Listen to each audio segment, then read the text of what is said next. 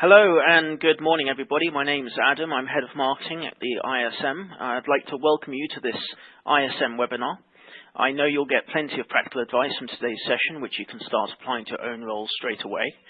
Once delivered, it will be available on demand as soon as we finish, so you can watch it as many times as you like and at your own convenience.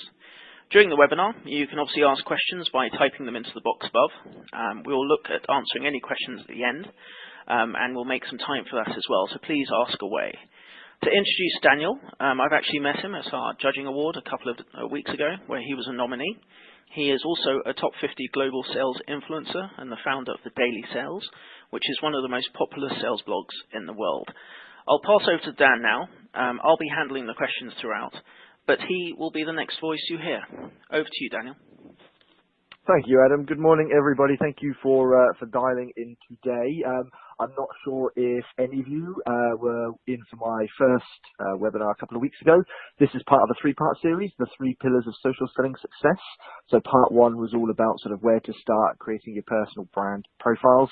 Part 2 today, what I'm going to be going into today is how to create super social content for salespeople. So let's kick this off. Work our way through the ISM slides. So what I've sort of tried to pack into this webinar is obviously an introduction, what is content, the main types of content, how to create image content, how to write an awesome blog, the do's and don'ts of social content, engaging with comments, encouraging network support, the importance of a call to action, and then bringing it all together. So again, it's all about what content is, how you can create it, and then how you can leverage that to create sales opportunities. So, again, sorry if you dialed into the last webinar that I did a couple of weeks ago, but for those who are new, a quick introduction, as Adam said, my name's Daniel Disney. I'm the founder of the Daily Sales and also of one of the world's leading sales blogs. For me, my social journey started about 3 years ago, and you know, here's a reality check. Sort of before that, I wasn't really a social media person. I wasn't one of these people that's always lived on social media, or you know, sort of a younger generation that's born onto it. For me, social media kind of came into my life when I found I could apply professional business and sales to it. So about 3 years ago, I decided to start utilizing LinkedIn more, and that has been the start of a journey that's really seen me achieve a lot of amazing things, be able to get involved in a lot of amazing things. It's helped my sales career rocket, my career as a sales leader rocket, and allowed me to create a personal brand as well as a social brand, and lots of amazing things. So, you know, for me, very, very passionate about social media. Always keen to just sort of show a bit of reassurance as to why I'm here talking to you about social media, social selling. I achieved a £1 million sale via social media. Actually, that story is in one of my blogs on my LinkedIn profile if you would like to check it out. I have a personal brand that's recognized globally, recognized as an influencer, and the reason I'm an influencer is because I have over 150,000 followers, so there's a level of influence that comes with that. My social content that I create via myself and the Daily Sales reaches over 7 million people monthly, and that's through amount of content and consistency. So I share 4 to 6 bits of content every single day, and obviously each content reaches anywhere between 50,000 to 200,000 people, and obviously quantity means it adds up. I wrote the top sales blog, which I'm going to go into on the next slide, and I've also been mentioned in the London Evening Standard and the awesome ISM's very own Winning Edge magazine. So today we're talking about content, and we'll go into different forms of content. Blogging is probably one of the most well-known forms of content, and this year I've been writing a sales blog for 3 years now, over 185 blogs written to date, various success and popularity. My first blog, I think, got looked at 100 times, which at the time was fantastic. I've had blogs that have been read 1,000 times, 2,000 times, 5,000, 30,000. This one I wrote this year went viral and took it to a new level. And for anyone who's written content or blogs on LinkedIn will know that it's almost harder to get, a big viewing through LinkedIn. However, this one, hit the tone on many things and was viewed, as you can see. I took this snapshot a couple of days ago. It's been read 391,451 times. liked over 19,000 times, shared over 10,000 times, and had nearly 900 comments. You know, it's a fantastic result for a blog that took probably less than 15 to 20 minutes to write. And, you know, here's the thing, you know, imagine that was your blog. Imagine that was your name, your brand, your company being seen, you know, nearly 400,000 times, being liked 20,000 times. Imagine what that would do, the amount of opportunities you could be able to create from that, the amount of awareness you would create for you as a sales professional, you as a business or as a sales leader. You know, there are so many opportunities that could be created just from creating bits of writing. Now, I would love it if you check out this blog afterwards. I would recommend it for the simple fact that there's nothing too crazy about the blog. It's not some sort of essay. It's not some sort of science or university type of document. It's pretty simple, as you can tell by the title. 10 things that will never change in sales. It was a simple blog, very to the point, but it was a series of things which we'll go into in this webinar that made it successful. So let's kick this off. What is content? Content is essentially what you create and share on social media. So it could be a blog, it could be an image, a quote, a meme, a video, podcast, photo, whatever it is, something that you've created and shared on social media to your audience. So there are lots of different forms of content. Obviously, writing a blog is a very easy form in essence, and there are lots of platforms which we'll go into a bit later on. Podcasts, I mean, again, it is relatively easy to record a podcast. There's a great sales podcast I'd highly recommend checking out called The Brutal Truth of Sales, hosted by Brian Burns, and it's a lot more polished now, but for the first year or two that he did it, he literally, you know, had his headphones with the microphone plugged into his phone and recorded it from that. So again, lots of ways that you can create content really easily. Images, again, whether it's a photo, could be a quote, like I said. Videos, you know, LinkedIn now actually allows videos. YouTube's, you know, I think the biggest search engine or the second biggest search engine next to Google. So many platforms with large audiences that, you know, you can just upload a very quick video. You can record it on your phone. Obviously, you can, you know, have good equipment as well. Quote statuses. So at the moment, a bit of an update for those that utilize LinkedIn. Statuses seem to be hitting the algorithm, LinkedIn's own algorithm, a lot better than blogs. So actually writing a long form status, so not a, you know, great day today short status, but a long form one, so a story probably no more than, you know, 100 to 200 words, but put in a nice way on a status, gets more engagement now than a lot of blogs. So again, a powerful thing for what would probably take you 5 minutes to write could generate great opportunities for you. Links, so again, links to your website, and webinars like this, you know, great forms where you get a group of people listening to you, that you're able to talk to. You know, you as a sales professional, you might be selling pharmaceuticals, so you could host a webinar that, you know, offers insight to companies, so your customers, where you're not selling to them, you're offering value. You're talking about something in their industry that's going to help them, tips or tricks or hints or hacks, whatever it may be, offering that value. But what it allows you to do is be seen as a source of authority. It allows you to be able to build trust and grow your reputation. And, you know, you then leverage that to create sales opportunities. The exciting thing is, and, you know, the real reality is everyone, including especially your prospects and customers, are consuming content every single day. You know, that picture might have young people on, but trust me, there's no age limit to who's consuming social content. It is pretty much everybody, and, you know, they're consuming it in mass amounts.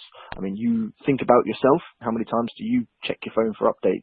You know, probably every 10, 15 minutes, half an hour, whatever it may be, you'll be scrolling through your social media platforms and looking at what's new. And then it'll be the content that catches your eye that you actually read. You know, it's happening. The question you need to ask yourself is, will it be your own content that your prospects and customers read, or will it be your competitors? Because there's going to be one or the other, or maybe both, don't get me wrong. But if you're not creating content, or you're not putting content out there, then you're not even in the game. And this is the thing, and this is the point I really want to sort of highlight, and I hope you take away from this webinar today. So some of the main forms, as we've kind of softly discussed, blogs, great form of content to create, podcasts relatively easily, memes. I mean, look, the daily sales was founded on memes. It grew to 100,000 followers in a year, primarily off the back of memes, entertaining content, memes, quotes, blogs, and videos on YouTube. Again, a great source. I mean, you think you're selling a product, in the olden days, you would have to, cold call, work hard to create the opportunity to pitch to them. Then you've got to go and pitch and all these things. So much of the buying process is done before you even have spoken to that prospect. So much is done. They've already done their research. So they've probably been on your website, your competitors' websites. They're looking for as much information before you speak to them. They don't need to be told about features and benefits anymore. So actually, if you had a video of your product that was out there on your website, on your social, that showed what you did, they have the chance to consume it on their time. And then when they're ready to buy, they'll come to you.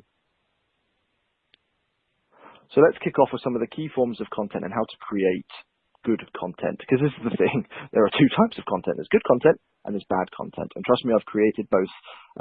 Fortunately, more of the good content than the bad.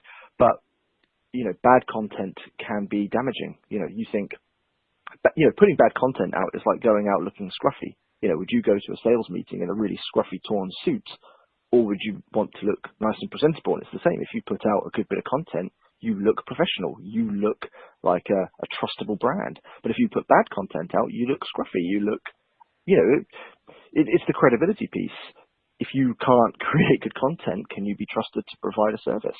Sounds silly, but that's the reality of it. You think of all the content you consume, we all become content connoisseurs. We're all so used to consuming so much of it now that our expectations and needs are a lot higher than they used to be. Just like if I was to plug in an old Nintendo console from 10 years ago, I would really struggle to enjoy playing that game, because now advancements have been so long, and it's the same with content. So let's kick this off with image content. So again, this could be a quote, it could be just an image, a bit of writing, something that's bold, almost like a mini poster that appears. I cannot recommend enough Canva. I'm not sure how many people who are listening now have used it already, but if you haven't, I would highly recommend checking it out. First thing, majority of it's free. There are some, paid options, but I've not to date paid for anything. It's a great platform. It's so easy to use. And, again, I'm not a graphic designer. I'm a sales professional / sales leader by trade. I'm not a graphic designer or a web expert or anything like that. Creative stuff isn't my sort of knowledge set. So platforms like this, when I say they're easy, they are easy. They're full of great templates. So, and again, if you get a chance after the webinar, I guess you could be savvy and do it whilst you're on right now. But if you look at my LinkedIn profile, you'll notice there's obviously my profile picture, and then there's a background image behind it. That was created off of Canva. I'm going to give you some examples on the next slide as well as to other forms of image that I've created off of it. But again, it allows you to do so much. You can add your own images and logos to it. So you can create really professional, customized pieces of content, again, within minutes. For those of you who do follow the daily sales, again, my content will usually include maybe 3 or 4 memes a day, a quote, and then a blog. Now, I use Canva for all the quotes and my blog images that I put out there, and they will literally take minutes to create at a time. So easy, looks good, it's the right dimensions, it's everything you need to create professional content. So here are a few that I've created recently. So I did a blog last week, top 10 Stranger Things sales memes. Again, I was able to import the Stranger Things logo, add sort of a permanent marker style font to it, put my name in there. I think it looks good. The red image is one of the quotes that I've put on there. It's got the Daily Sales logo on it. Nice, bold, crisp, clear. And when it appears on social media, it looks clean. It's not pixelated. It's not full of random things on it. Nice and clean. And then the bottom one is a blog I did a few weeks ago. Again, able to put in a nice picture of a fish on there. It just looks nice and professional. So here we go. Let's kick off the first question. I think Adam will take the lead on this one. Hello, everybody. So the first question is, how many WordPress blogs are published every minute? Those are the answers. What I'll do is I'll ask that question now. So how many WordPress blogs are published every minute? If you guys can take a couple of minutes just answering those. So A, 568, B, 1005, C, 1269, or D, 1440. So we'll just wait for those to fly in.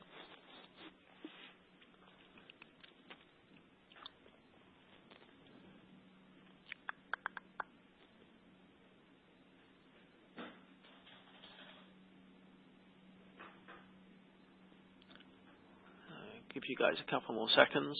So how many WordPress blogs are published every minute? Please take part.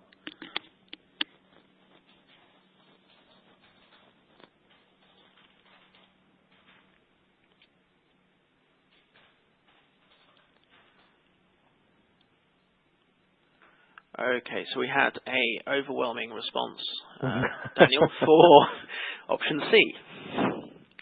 Okay, that was a good guess, and obviously, it's up to you guys if you want to get involved in this as a way to try and create a bit of engagement. But here we go. So how many WordPress blogs are published every minute? The answer was, the result that came through was 1269. The answer was actually 1,440 blogs.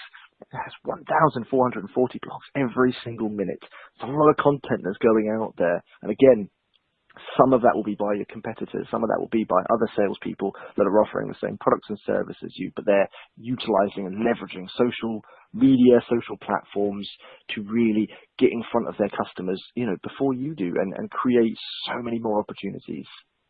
So here we go. Kicking into how to write an awesome blog. So I mentioned before about going in and checking out that blog that did the best for me, the top 10 things that will never change in sales. Here were the things that made that successful. First of all, an image. So the image was clear, crisp, filled the entire sort of space that an image can on a LinkedIn blog. The title was short and catchy. The top 10 things, or the 10 things that will never change in sales. Simple, bold, catchy. I've seen a few blogs where the title goes on for sort of 2 lines and it's long, and if I'm scrolling through, I've not read it before I've needed to move on to something else. You've got to put yourself in your customer's shoes when they're consuming content. They're literally scrolling, looking for something that stands out. Beyond that, the blog itself was then very short. It wasn't something you'd read in a book. It was something that you would essentially read as if you were spoken to. It was engaging. It had the 10 key points, a call to action at the bottom. It just had all the things you need to create something that really captures the audience. Now, that's how you write a good blog, and I'll go through the things I've put on here. To create something that can go viral, that's the next step. So, you can create lots of good content, and hopefully the majority of what you create will be good. But to create something that goes viral, you really need to look at timing. Viral content is all about right time, right place. The reason that blog in particular got read at nearly 400,000 times was because I picked the moment where the cold calling / social selling debate was at its peak. So there were so many blogs and videos and statuses going out arguing from each corner. So you've got your advocates for cold calling and traditional sales techniques, which were slamming social media as a phase and getting quite aggressive against people that were representing social media. You've then got the social media advocates that are claiming that traditional selling just can't last, and social will be a real future platform for sales professionals. And it got really heated. So I chose that moment to put out a piece of content that actually sat in the middle and was able to unify both sides to say that, look, irregardless of all the changes in technology, the changes in social media, these are the things that will not change in sales. These are the core values that won't change. And it allowed both sort of sides as such to almost consume something and actually agree for once. And that was the reason. About 2 years ago, it wasn't the last or the latest series of Game of Thrones, it was the one previous to that. On the very last episode, I think it was the penultimate episode actually, there was the battle between Ramsay and Jon Snow. For those who have watched it, there was a great image of Jon Snow in battle, really muddied and, wet hair and sweat and everything like that. And I'd put out a meme actually that had a picture of Kit Harington, the actor who plays Jon Snow, dressed very smart. And then below that was the picture of him in that battle all worn out. And it was a before working in sales and after working in sales meme. But because I had, that would be a good meme in any occasion, but because I put that out on the penultimate episode of Game of Thrones, whilst everyone was talking about it, everyone was watching it, again, that achieved probably 10 times more engagement than a normal piece of content would. So the secret to viral is right time, right place. So as a professional, sales professional, business, a leader, whatever it is, you really need to keep your finger on the pulse and know what's happening in your industry. You'll do that in many ways. One will be by consuming industry content. Look at what your competitors are writing about. Look at what your customers are writing about.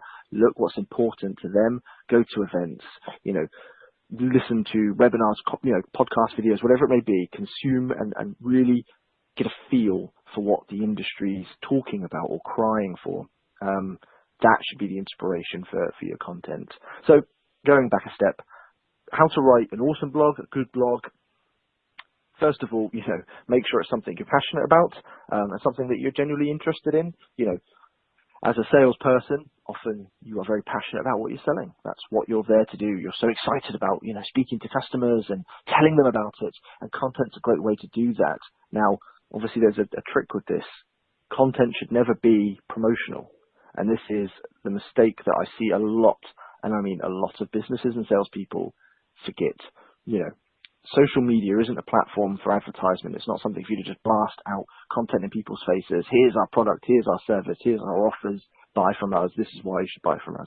It's not about that. It's about offering value. Content should be the bait.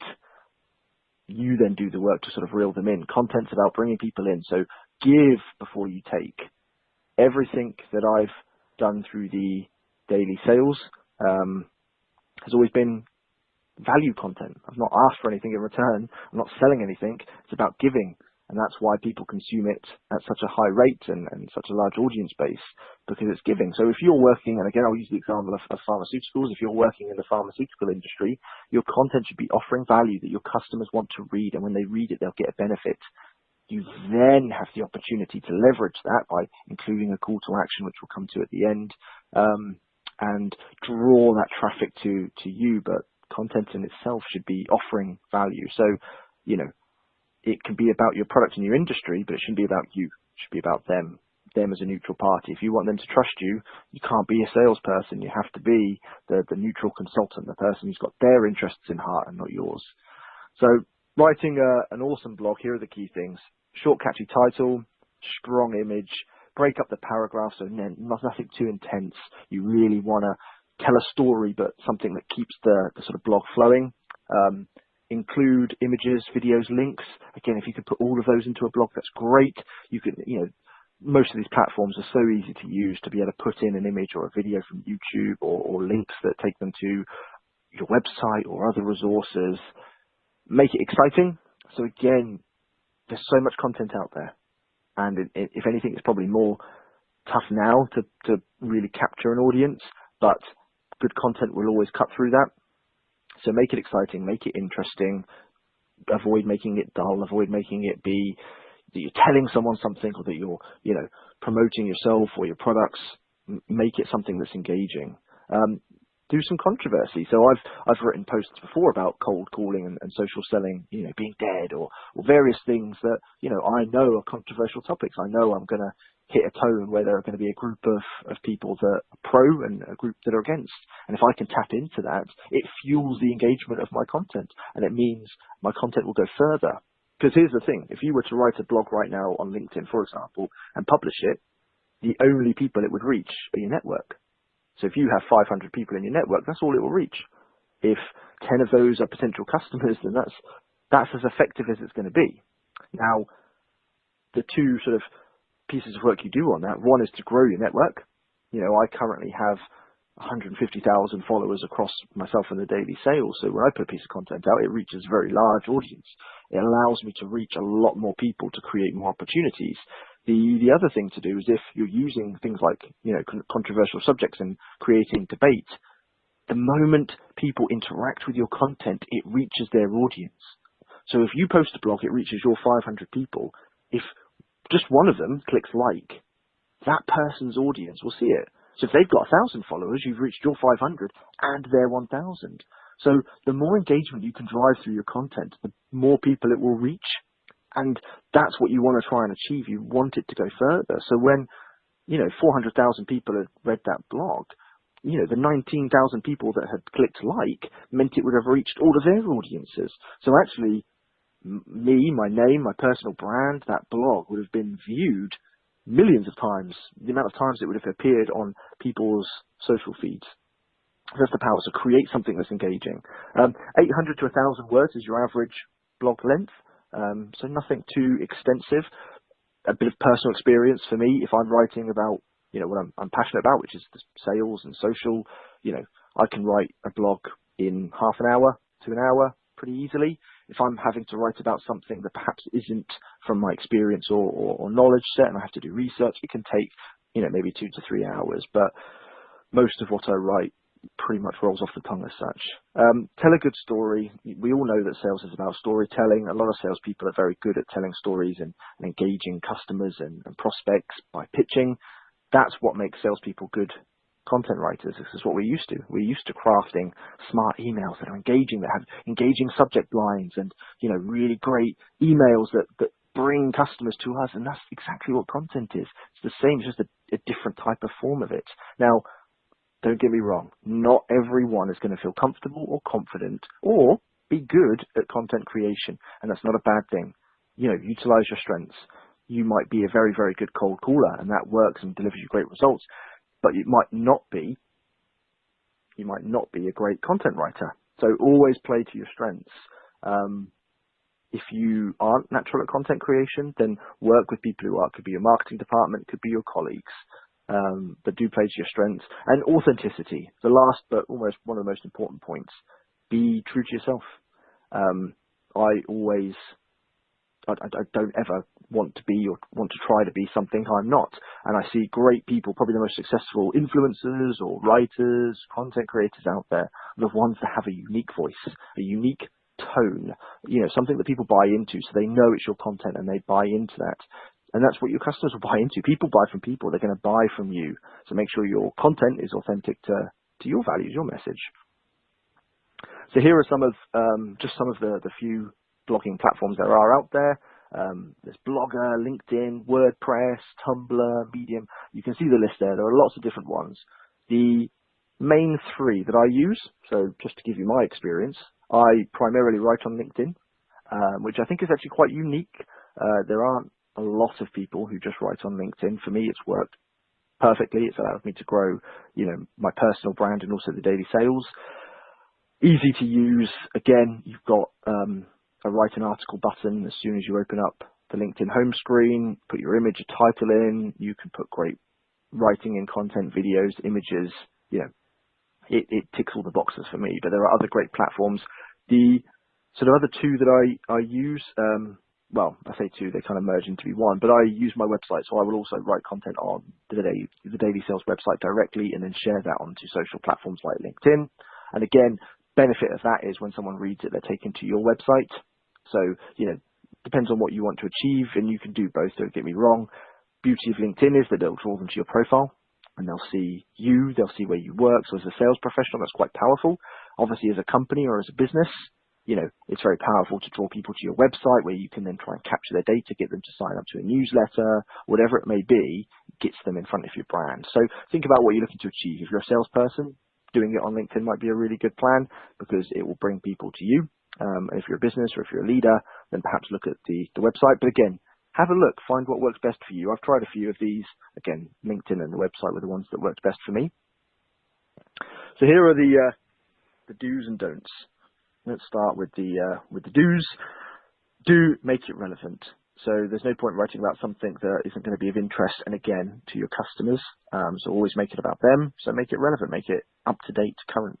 Make it stand out. So again, catchy titles and images, things that people are going to see. And, it's like an elevator pitch. You've literally got probably, 1, 2, 3 seconds to capture someone before they've scrolled down to the next piece of content. So it really has to be something that within those small amount of seconds, it's caught their attention. Create your own voice. Here's an important one, and one that I've slipped up on a few times. Do spell check and have someone proofread your work, because social media is great for grammar police, and I found this out the hard way. And you know, there's two sides to it. You know, I write sort of from the heart as such, so I will just write what I'm passionate about. And actually, I think that probably fuels most of the success in my writing, because it's me, it's my authenticity, and it's my passion that is viewed in my content. However, there are people in the past that have pointed out many spelling mistakes that I occasionally make. So, and you know, here's the thing: if you are writing for your company and you've got your company's brand at stake, then obviously, yes, you do have to take far more time. If I write for companies, if I ghostwrite, whatever it may be, then I will always make sure that that content is proofread and spell checked before it's put out. But for me personally, as a personal brand, I like to kind of use my own voice and make sure that, you know, if there is a mistake here or there, I try to avoid it. But if it happens, usually the content itself will outweigh that mistake. But it is worth doing, obviously. Do engage with it. This was something I learned about 6 months ago. So, you know, when you're writing content, the main aim of it is to get it out there and, you know, sort of lurking out with your audience. One thing I never thought to do a lot of was then engage with it afterwards. You know, for me, it was, right, here's a piece of content, out it goes, enjoy. There's two things from this. If you're selling, then yes, always engage with it, because that's how you create sales opportunities. But it also helps your content go further. That's the other outcome to it. So, you know, actually, when you start commenting on it, it brings it back up to the top of social feeds. It brings it back onto their social feeds, their networks as well, and their networks. So engaging with it can help it reach more people, but it also is how you create opportunities. I'll do a very quick story of how I created a sales opportunity through a blog. So I had a prospect customer about 2.5 years ago that I tried cold calling, networking emails, couldn't get through, couldn't get their attention, couldn't get them engaged. And again, this wasn't actually tactful at the time, but I had just started obviously writing my blog, and one of the blogs I'd put out got liked by one of their employees. Wasn't someone I'd been targeting, it wasn't a decision maker, it was just a salesperson who had read the content and enjoyed it. But because I was able to see it, I was able to see that they'd liked it, I then reached out to that salesperson and started a conversation through LinkedIn Messenger, and a great little chat about what they enjoyed about the blog and what they were enjoying about sales. It then opened the door for me to say that, well, actually, look, I've been trying to get in touch with someone from X department, would like to speak to them about this. And that person, as an advocate for me and the content, made the introduction, got me the meeting. That meeting obviously followed down the usual sales process path, and I got the sale.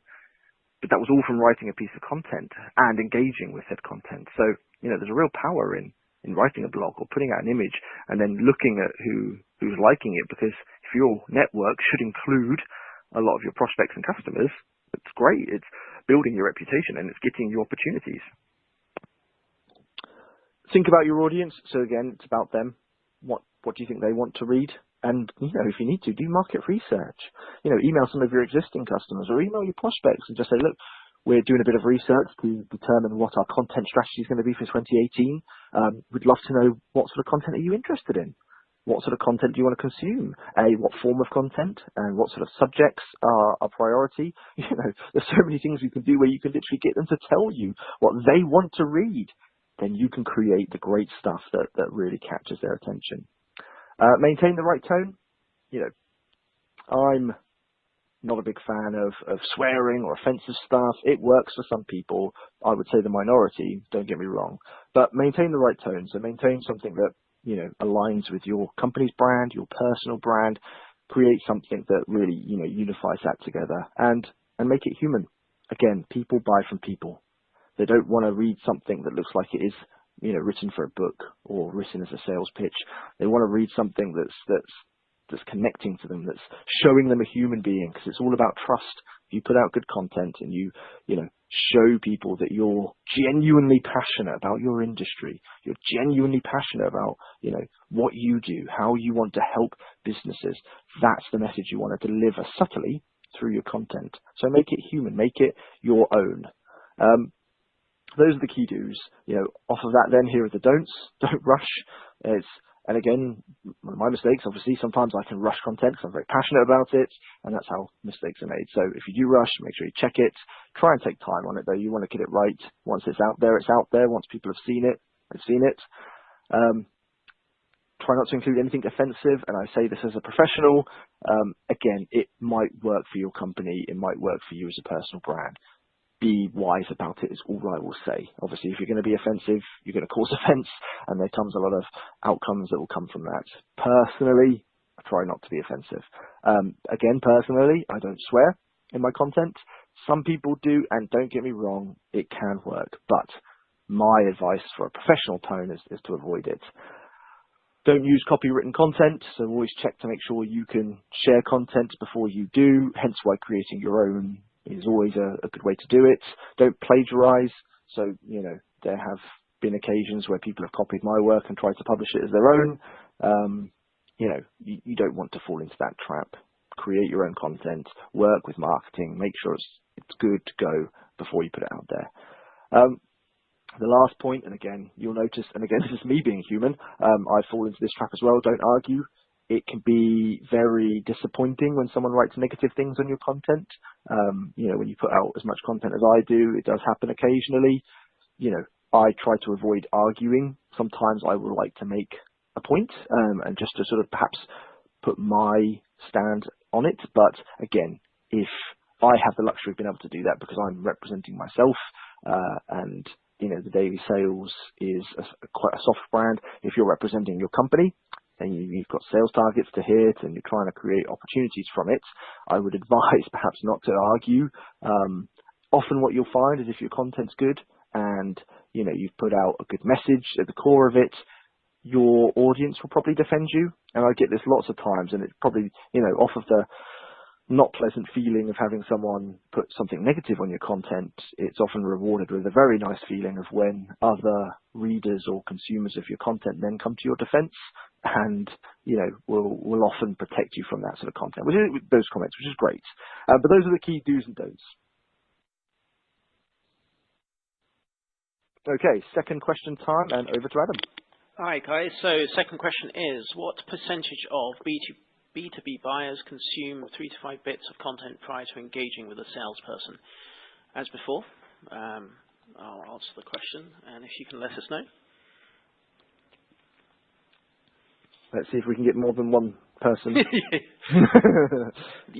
Daniel, is that your pen scribble on the slide? Is that your doodle? No, should have been, let's be fair. Should have been. Daniel does doodles, people. That's the new thing, yeah, new bit of content. So, yes, what percentage of B2B buyers consume 3 to 5 bits of content prior to engaging with a salesperson? A, B, C, or D? A is 5%, B is 12%, C is 29%, D is 47%. Let's have a look. A couple of results coming in so far. Overwhelming majority, Daniel said C. Give it a few more seconds, and I'll reveal the answer.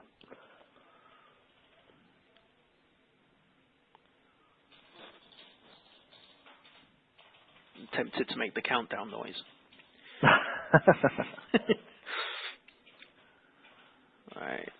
Okay, guys, I'll stop it in 3, 2, 1. There you go. So there you go. 67% Daniel said C. Oops, sorry, I went back then. 33% said D. Okay, so the answer was in fact D. 47% of B2B buyers consume 3 to 5 bits of content prior to engaging with a salesperson. So, that could be your content, that could be a competitor's content, it could be anyone's content, but they're consuming it prior to engaging with you. So, there is a high chance and an increased opportunity for you. If it's your content going out there and they're consuming it before they're speaking to you, you're already building the layers of foundation. You're not going in cold. It's not like you're dialing a number. They've never heard of you. They've never heard of your company or what you do. Hopefully by the point you actually speak to them, they know who you are. They know who your company is. They know what you sell. So when you have that conversation, you've already built the foundations. You then build in the house. You've already built the first stage.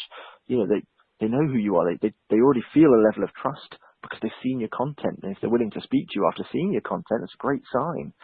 So it's a fascinating thing, and that's 47%, and that's now. You think social media's advanced so much over the last 10 years, 5 years, even the last couple of years, and content especially is massive. The amount of content that's out there, new forms of content coming out, the boom of video and even podcasts.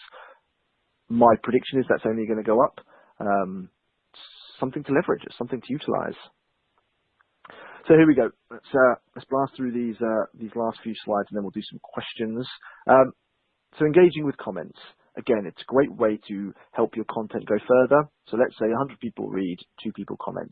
By engaging with those comments, you make sure that your content, again, tops the social feeds as such. So always be thankful. There's a fantastic guy, Chris Murray. I recommend checking him out. He's the author of a great sales book called Selling with Ease. He puts out some great blogs. Every time someone likes, shares, or comments, he always thanks them.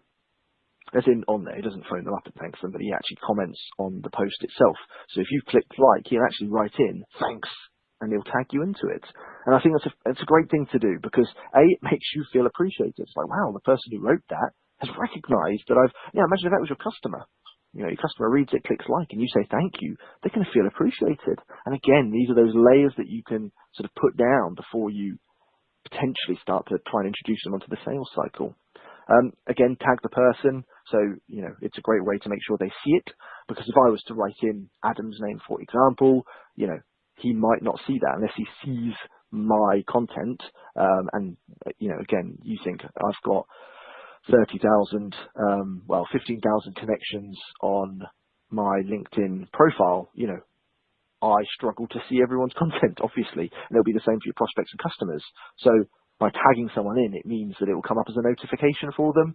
So it's a great way to make sure you really get their attention with it. Encourage discussion. So it's always good. Great. What did you like about it? What was your favorite part? What are your thoughts on this subject? Encourage discussion, because then the more comments, the more it's going to stay at the top of the social feed. And that's what you want to do. You want to keep it in everyone's attention. Avoid arguing. We've already discussed that. And again, as I mentioned, thank people who like and share. It's a great way to show appreciation. Encouraging network engagement and support. So this isn't sort of the previous slide in terms of engaging comments and likes, etc. But this is trying to leverage your network of people that you know and influencers that can help your content reach further. So there are great sharing software platforms such as GaggleAmp. So I utilize this for my blogs, and there is someone who hosts it, and he's built up an audience. And what will happen is he uploads a set piece of content every day, and what it will do is it will share it with a group of people. Now, I have it automatically set, so my Twitter automatically shares whatever they upload onto that GaggleAmp. Obviously, it's always going to be about sales. There's certain requirements. But what it means is when I put a blog and it gets put on there, it goes out. So there will be maybe 20 to 30 people that will share my blog instantly via social platforms. So there are great things you can utilize and again, leverage it for your industry specifically that will ensure your content's getting shared and promoted by other key people in the space. Again, it increases the chance for you to create sales opportunities from it. Tag people in, we've already discussed it. Message people with links. So again, and I say there is a fine line for this. Do it for people you know and that you can trust, and equally do it a certain amount of times. Don't make it too much. So don't message someone or people with every blog you write with a link saying, please read, like and share and stuff, because that can get quite intense. But choose good content and then send a personalized message to someone. Say, look, I've just written this. I really appreciate your view on this subject. Would you mind having a read and popping a comment in? As I said, I can only see X amount of content on my social feed, so I don't get to see it all. So if I haven't seen it, someone messaged me, I'm probably quite appreciative of that, because I'll be, annoyed that I didn't see it. And here's my chance to actually read it. Share it with influencers. So, I get sent a lot of sales blogs because people would love me to engage with their content or even share it, because obviously if they have an audience of such amount, but, they were able to reach my audience of 150,000, it allows their content, their brand, their product to be seen by a lot more people. So there will be influencers in your industry. There will be people with large audiences that you want to create relationships with. So when you put content out, they engage with it and it reaches their audience as well. Promote key people. So again, social's great for an ego stroke, so it's a great way to promote people and recognize people. So if you've got key people in the industry, talk about, oh, I read this great blog by so-and-so, it was reading, chances are they're going to say, oh, thank you, and, it gets your name out there, and again, it can get your content out there. And encourage likes, shares, and comments. So call to actions, either the next slide, one of the next slides, where, at the end of your content, so, primarily a blog or a video, you can encourage people, promote it. I always do it. Every single blog I write, at the very bottom, it will say, thank you for reading. Please, if you enjoyed it, please click like and click share to share it with your network. It's just a little soft reminder so that perhaps if they weren't thinking about doing it, they might do it now. Just encourages people to help put it out there further. So here we go. Right, it was the next slide. The importance of a call to action. So again, you might write a blog, you might share an image, you might record a video or audio. At the end of it, and this is why I say it's important for the majority of that content to be offering value. Nothing about you, nothing about you. Well, I say nothing about you, it could be about you personally, but nothing about your company or your product, something that's giving value. So then at the end of it, this is where you want to try and lure them in. You've given something, now you can ask for something back. So again, it could be something as simple as, what do you think? Which one of the top 10 was your favorite, for example? Please click like and share, as I've mentioned. Tag a friend. So that blog I showed you at the very start of the slides, the top 10 Stranger Things sales memes, I had a call to action at the bottom that said tag in a Stranger Things fan. Because, again, it gets people to tag people in, means the content reaches more people. Free ebook. Great thing to do, ebook, and here's another thing you can create on Canva. You can actually create ebooks on there. Shouldn't take you long, probably a bit more than a blog, don't get me wrong, but creating a nice ebook that offers a lot of value, by offering a free ebook, you can really engage people to say, look, do you want this free ebook? Type in yes or type in your name, and again, it means your content reaches far and wide, and you're offering something value to get something back. Run competitions. I've run competitions for the daily sales where we've, given out mugs or pens or pads. Everyone loves a free thing. That's why we like, getting them at networking events and trade shows and stuff, put it on social media. It's a great way to drive activity. There was a great company I saw last year that did the 12 days of Christmas, counting down up until the sort of Christmas break. And every day they were giving away something. So people were able to, they had to click like and share and write a comment, but they were able to win something. And you were talking 200, 300, 400 bits of engagement for each one every day. Their brand got put out really far and wide. Direct them to the website, so direct them to your website so they can actually see what you do, what you sell, and you can promote your product at the bottom of it. So once you've got value, say, look, thank you for reading this piece of content. If you get time, please check out what we do here or what I do here. You've given something, and they're more likely to feel the need to repay that, to give something back. So they're more likely to then follow through and actually look at what you do. So the last question, and I think we've got a couple of slides before us to sort of bring it together. Let's hand over to Adam. Fantastic. So the last question of this presentation is, what percentage of leads are you likely to get an increase of through blogging? A, B, C, or D. So let me launch that again. So what percentage of leads are you likely to get an increase of through blogging? A, 24%, B, 39%, C, 50%, or D, 67%. Just before, I'll give you guys about 20 seconds to answer it. And then we'll be able to see the results as they come through. Oh, there you go. Kick off the vote straight away.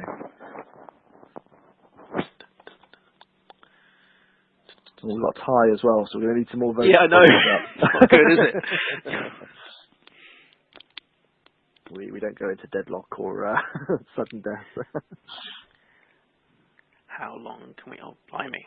That's even worse. So all three options have been answered the same. Come on. Let's see if we can get any form of majority for any of the answers before we reveal it. I'll wait until the clock says 50 seconds. So what's that? 10 seconds to go. Come on.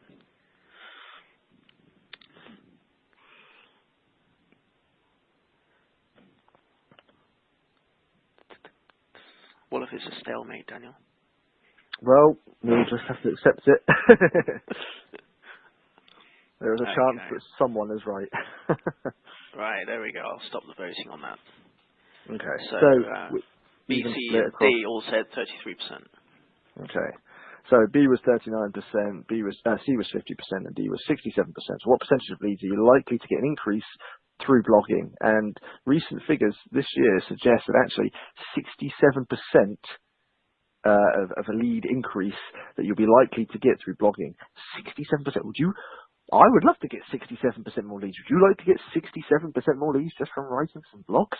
It's a fantastic opportunity. Again, just from investing a little bit of time, a couple of times a week to create such an increase in lead opportunities, I think is huge. And here's the thing, you don't need to write a blog every day. You can, and there'll be benefits to it, don't get me wrong. But me personally, I'll write 1 to 2 blogs a week. It's not a lot of time, maybe an hour to 2 hours max. I think there are a lot of salespeople that could find that time without it impacting their other activities. And if you were able to even create a 10% increase, a 20% increase in leads just from that time, I think that's time very well spent. So bring it all together, and then we'll do some questions quickly after this. So here's the thing. We've gone through quite a lot today about the importance of content, what content is, the different forms, obviously focus primarily on image and blog content as being probably the easiest to create. Here are some of the things I think are a great place to start. So start drafting some blog ideas. Start putting down some titles. Start playing around with get your brain thinking about what you think people would want to read. Practice makes perfect. Trust me, if you scroll back to my very first few blogs, they are nothing like the blogs I write today, but that's how I learned. I had to learn through making mistakes and growing and evolving. So, the sooner you start, the more practice you make, the better you'll get.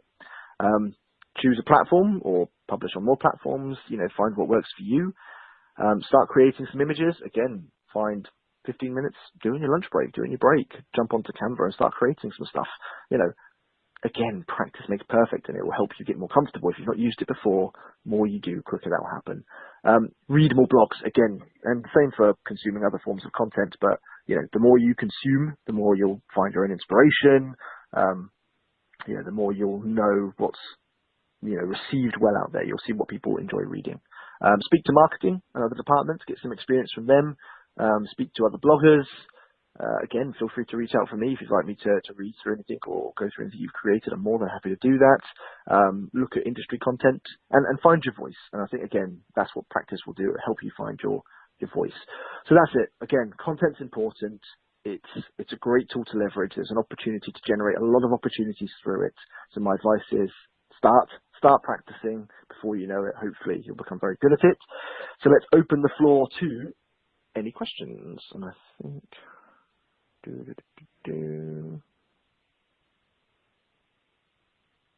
Okay, so we've got a question come through here from Canada. Hello, Canada.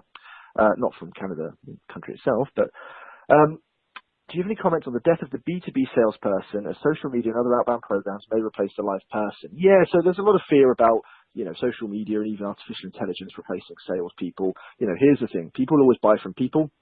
And whilst our sort of tolerance for how much we'll spend online is ever increasing, before people would probably get funny about spending £5 online. Now people are probably comfortable spending between 500 to 5,000 online. Obviously, if you're selling something that's got more cost, there's probably always going to need people interaction.